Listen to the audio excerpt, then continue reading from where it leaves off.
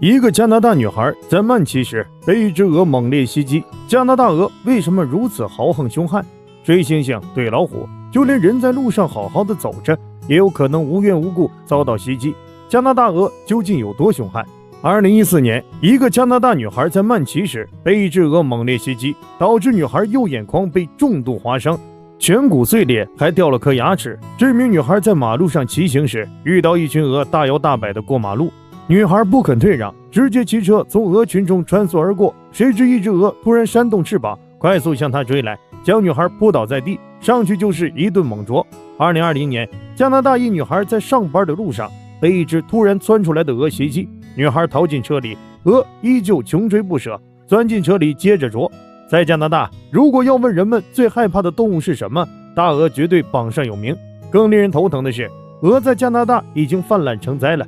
据统计，加拿大也有超过450万多只鹅，被鹅追着啄已经是加拿大人的家常便饭。为什么鹅在加拿大敢如此猖狂？首先是数量多，加拿大的环境气候十分适合鹅生存，池塘湖泊都是它们的栖息地。而且在加拿大，鹅几乎没有天敌，换作在中国，这么多鹅恐怕早就成为我们的盘中餐了。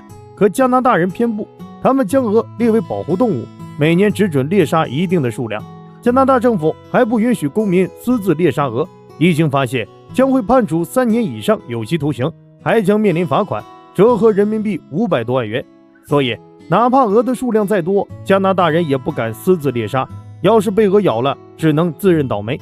其次是鹅自身的攻击力特别强，众所周知，鹅的祖先是大雁，保留着大雁野性，而且身体结构还没有完全退化，它们长有锋利的齿状喙，上下各一排，中间舌头上还有一排，要是被它咬一嘴，那滋味可想而知。鹅的眼球类似于一个凸透镜，任何事物在它眼中都是缩小版的。正是因为如此，鹅才天不怕地不怕，连老虎都敢追着咬，更别说是人了。另外，鹅的领地意识很强，一旦意识到有人或者其他动物闯入自己的领地，它立马就会转变为战斗模式，扑腾着翅膀将你驱逐出它的领地。面对如此窘境，加拿大人的做法是偷出鹅蛋，进行冰冻或喷洒驱虫剂，然后再将蛋还回去。经过处理的蛋很难再孵化出幼崽，以此来锐减鹅的数量。但这个方法的效果显然不太行，一是鹅本来就凶悍，它的蛋不太好偷；二是需要耗费不少人力物力。在新西兰也存在着同样的问题，政府限制捕鹅数量，导致鹅泛滥成灾，满大街啄咬人。新西兰民众同样苦不堪言。对于这群凶悍的鹅，美国人的处理方式就要简单粗暴一些，要是有鹅越境，就直接杀了食用，羽毛还会拔下来做成羽绒服。